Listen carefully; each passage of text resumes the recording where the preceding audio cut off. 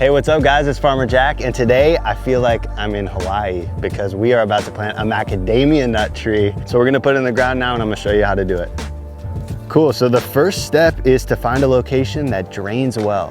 In my experience, fruit trees need really good drainage for the most part.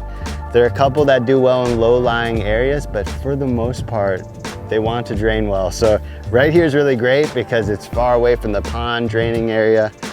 This is where we're gonna choose.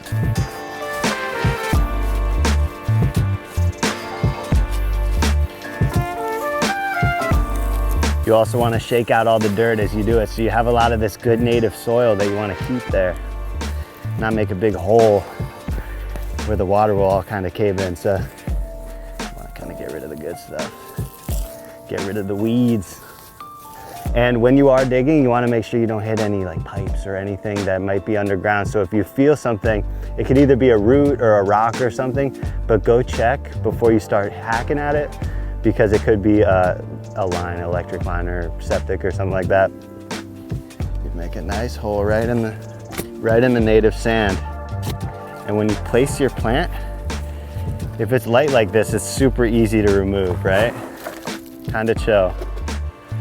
But if it's in a big pot and it's kind of hard to get out, some people just cut it and then you don't have to worry about it. But if we want to save the pot, I like to just put it on its side and kind of try to shimmy it out of there, you know, and then you can kind of roll it in, you know.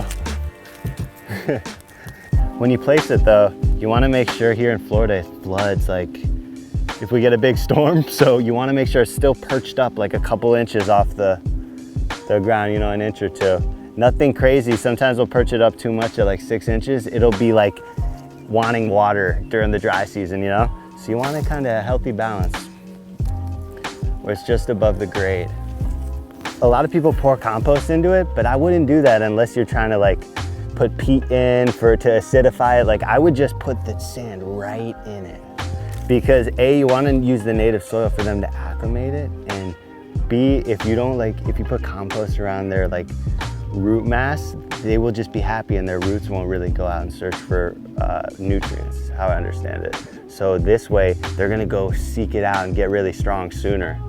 So also you wanna make sure you compact it, because if there's air pockets, it gets issues and it doesn't take properly.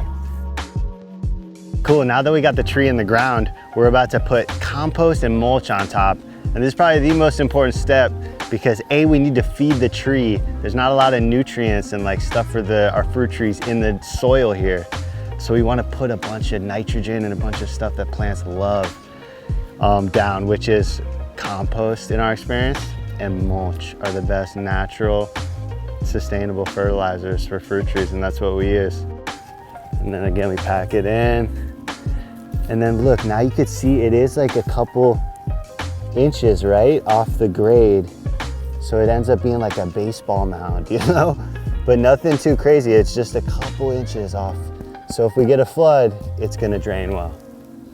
And then we put the mulch on top. And the mulch is important because it doesn't only feed it over time, it's like a slow release. It's like also keeps the moisture in. It acts like a sponge with like a ton of water in dry season. That's super important. So this stuff also drowns out the weeds, you know? So the grasses don't come back. You wanna make sure you don't put the mulch like all the way up in its neck, you know? You wanna make sure the tree can breathe a little bit, you know? Where I kind of make a donut sometimes, you know? Where you keep it really thick on the outside, but here the mulch isn't kind of creating all that moisture on the trunk. Creates problems. So I like to put on shower mode and make sure all the hot water's out. And then water her in. And really, it doesn't matter so much getting the leaves. You want to make sure that this baseball mound gets as much water soaked into it. The donut, if you will.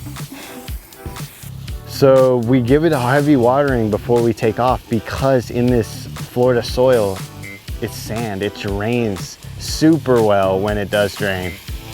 So it all goes away pretty quick. So we want to give it a good watering. We bless him and hope he has an amazing life.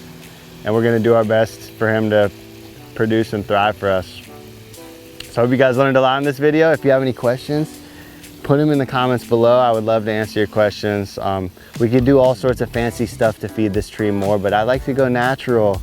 I like to let Mother Nature do its thing and just choose the best position and plan it as best as I can when I do plan it. And I hope that was helpful. So anyways, we'll see you guys next time. Peace.